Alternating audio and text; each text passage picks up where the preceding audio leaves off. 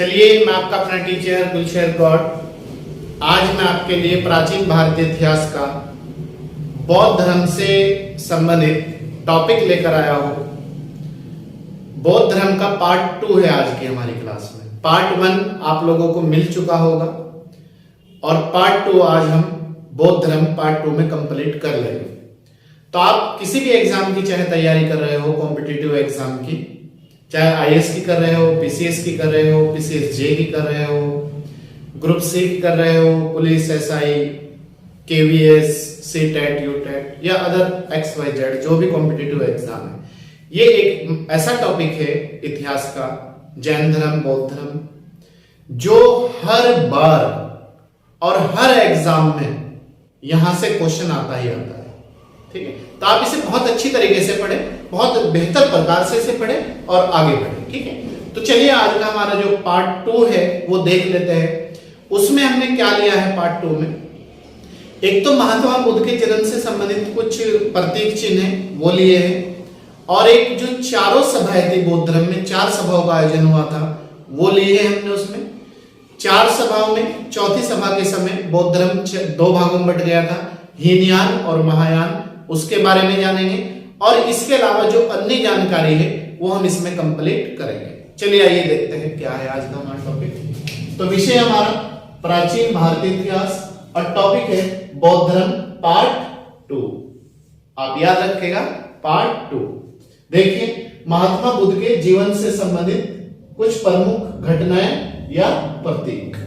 देखिए यहां से क्वेश्चन आता है एग्जाम में, घटना या प्रतीक।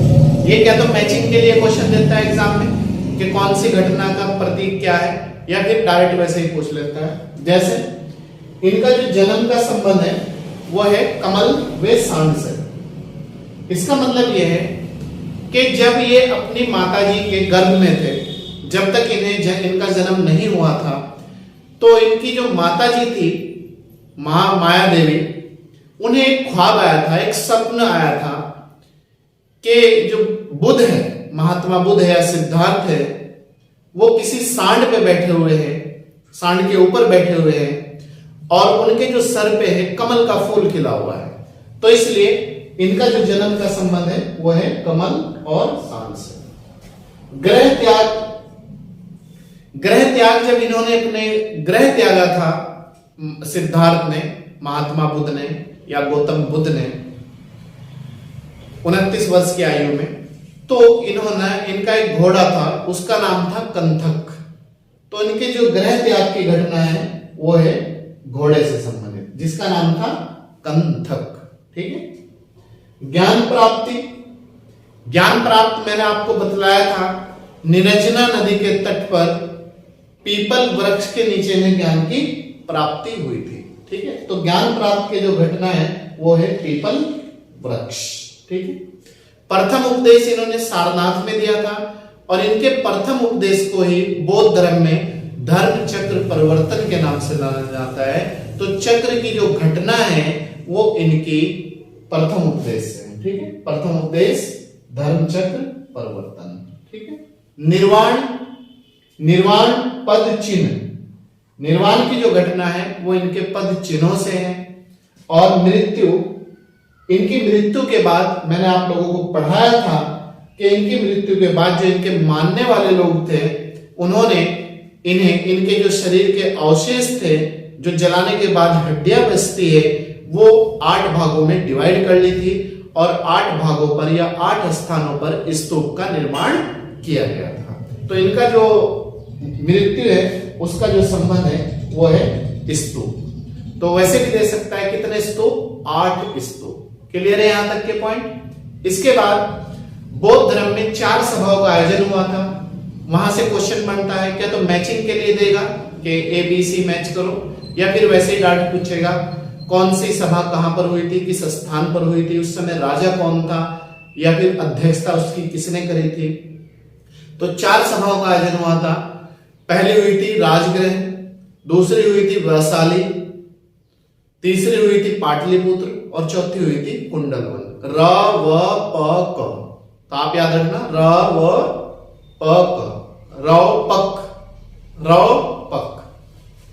ठीक है, देखो बौद्ध धर्म में कुल 4 सभाएं या संगीति, सभा को ही संगीति कहते हैं, आप याद रखना, सभा का ही दूसरा नाम है संगीति, हुई थी। उन्हें स्थानों को याद रखने की जो ट्रिक है, रौपक, रौपक, ठीक है। रवि, विकास, पाटलिपुत्र, कुंडलवन गए। र का मतलब है रवि, वह से विकास, पहले पाटलिपुत्र गए फिर कुंडलवन गए, ठीक है। जैसे प्रथम बौद्ध सभा, इसका जो समय था 483 ईसा पूर्व था। पहले जो सभा संगीति हुई थी बौद्ध धर्म में वो 483 ईसा पूर्व में हुई थी, ठीक है। ईसा पूर्व का मतलब ये है, मैं आपको फिर समझा दूं कि जो ईसा मसीह थे उनके जन्म से जो पहला, उनका जन्म 1 ईस्वी को माना जा, उनके जन्म से पहला जो भी समय रहा है वो हमने ईसा पूर्व में कन्वर्ट कर दिया था और उनके जन्म से हमने 1 ईस्वी समय ले लिया था। आज 21वीं शताब्दी चल रही है, ठीक है। तो उस समय जो भारत के राजा थे वो थे अजात शत्रु। जब प्रथम बौद्ध सभा हुई थी उस समय भारत के जो राजा थे अजात शत्रु थे और इसकी अध्यक्षता करी थी महाकश्यप ने। प्रथम बौद्ध सभा की अध्यक्षता किसने करी थी? महाकश्यप ने। स्थान क्या था? राजगृह। रवि, रवि मतलब राजगृह, ठीक है। दूसरी सभा 383 ईसा पूर्व में हुई थी, 383 ईसा पूर्व। उस समय भारत के जो शासक थे कालाशोक थे, कालाशोक। अध्यक्षता इसकी करी थी सभा कामी ने और ये जो हुई थी वह शाली में हुई थी, विशाल, वह से विशाल, ठीक है, वह शाली। तीसरी जो सभा हुई थी बौद्ध धर्म की वो हुई थी 250 ईसा पूर्व में। उस समय जो भारत के शासक थे वो थे अशोक। मौर्य वंश के जो शासक थे वो थे अशोक उस समय भारत के। किस सभा के दौरान? तीसरी बौद्ध सभा के दौरान या तीसरी संगीति के दौरान, ठीक है। इसकी अध्यक्षता करी थी मोगलीपुत्र तीसरे और ये कहां पर हुई थी? पाटलिपुत्र। रवि किशन कहां गए? पहले पाटलिपुत्र गए फिर कुंडलवन गए, ठीक है, पाटलिपुत्र। चौथी सभा प्रथम शताब्दी ईस्वी, मतलब ये कि 98 ईस्वी के लगभग हुई थी, प्रथम शताब्दी ईस्वी में। और उस समय भारत के जो शासक थे वो थे आपके कनिष्क। इसकी जो अध्यक्षता करी थी वो करी थी वसुमित्र ने और बाकी जो थे इसके स्थान था कश्मीर, कुंडलवन, ठीक है, आप इसे याद रखेंगे। तो एक बार फिर देखिए, रवि, विकास कहां गए? पहले पाटलिपुत्र गए फिर आपके कश्मीर के कुंडलवन में गए। इसके बाद नेक्स्ट पॉइंट है हमारा चौथी बौद्ध सभा के दौरान ही बौद्ध धर्म 2 भागों में बंट गया था। ये क्वेश्चन आता है एग्जाम में कि कौन सी सभा या समिति के दौरान बौद्ध धर्म 2 भागों में बंट गया था? तो आप याद रखना, चौथी सभा के समय बौद्ध धर्म 2 भागों में बंट गया था, एक हीनयान और एक महायान, ठीक है, हीनयान शाखा और महायान शाखा। क्लियर है यहां तक के पॉइंट? इसके बाद हीनयान शाखा में देख लो, बौद्ध धर्म में महायान का अर्थ, महायान का आदर्श या अर्थ बोधिसत्व होता है, बोधिसत्व। और बोधिसत्व का मतलब है दूसरों के सुख कल्याण के लिए कार्य करना, ठीक है। महायान शाखा में बोधिसत्व होता है इसका अर्थ बौद्ध धर्म में, और बोधिसत्व का मतलब या अर्थ होता है दूसरों के कल्याण के लिए या दूसरों के सुख के लिए या दूसरों को आगे बढ़ाने के लिए कार्य करना, ठीक है। बोधिसत्व दूसरों के कल्याण के सामने रखते हुए उसको प्राथमिकता प्रदान करते हैं, ठीक है। अब हीनयान का आदर्श अरहत पद को प्राप्त करना है जो व्यक्ति अपनी साधना, साधना मतलब चाहे वो ईश्वर की साधना हो, चाहे ज्ञान की साधना हो, चाहे कोई तपस्या हो, चाहे कोई ज्ञान प्राप्त करने की साधना हो, XYZ, ठीक है। साधना में निर्वाण की प्राप्ति करते हैं उन्हें ही अरहत कहा जाता है, ठीक है। निर्वाण मतलब निर्वाण की जो प्राप्ति करते हैं उन्हें ही अरहत, अरहत का मतलब होता है पूज्य, ठीक है। आप याद रखना, अरहत का मतलब होता है पूज्य।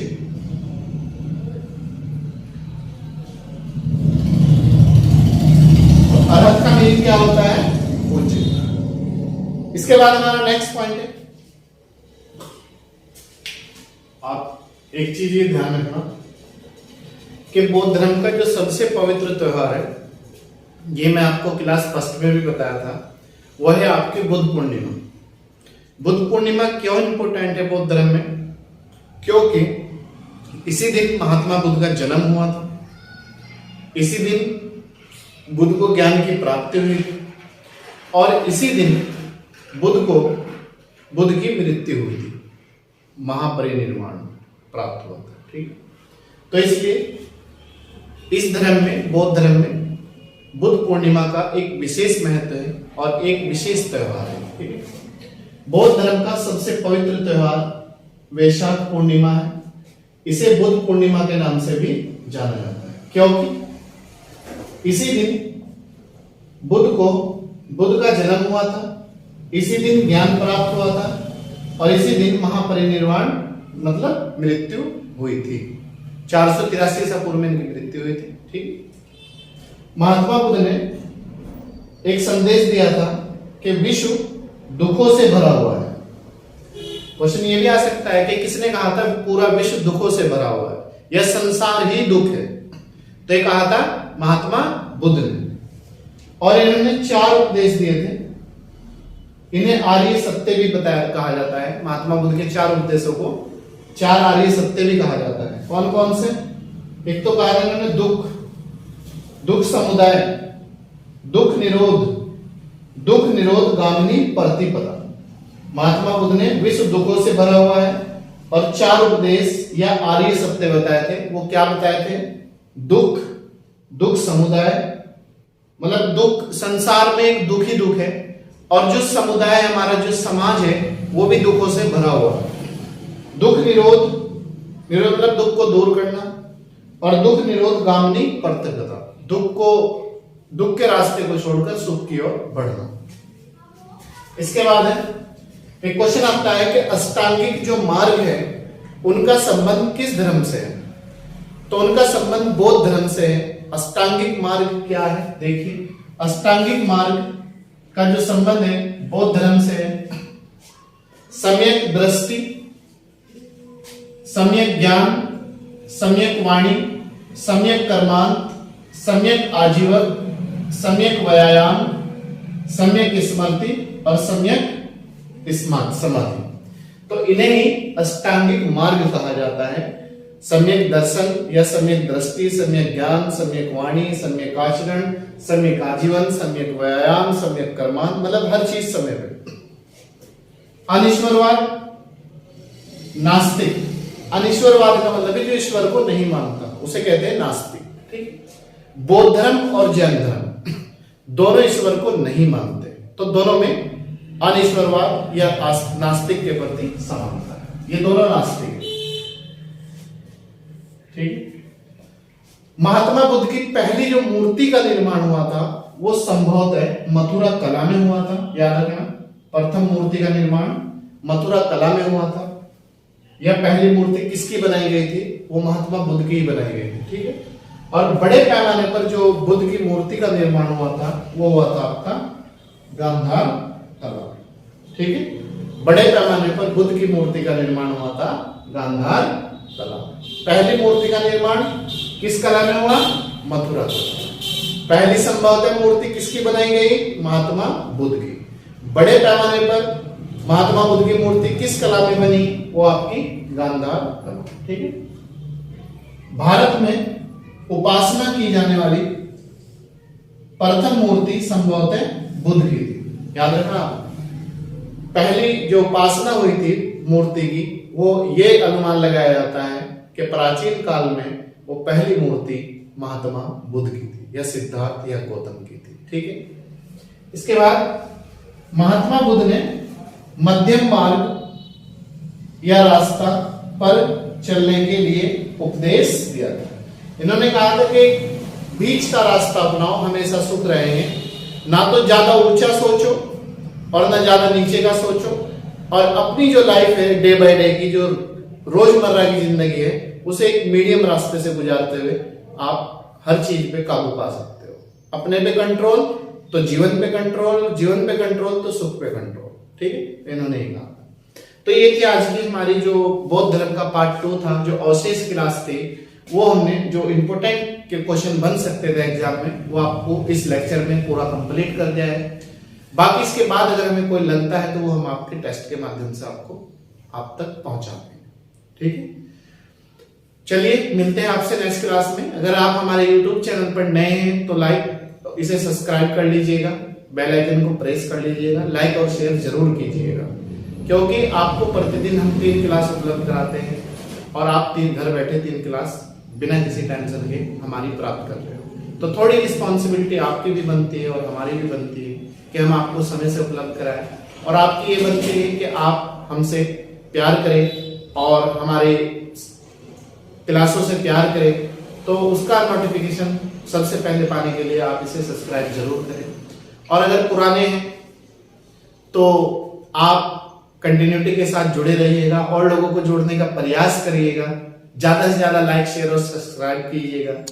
तो चलिए मिलते हैं आपसे नेक्स्ट क्लास में, तब तक आप बहुत अच्छी तरीके से पढ़ें और अपना ख्याल रखें। चलिए, थैंक यू।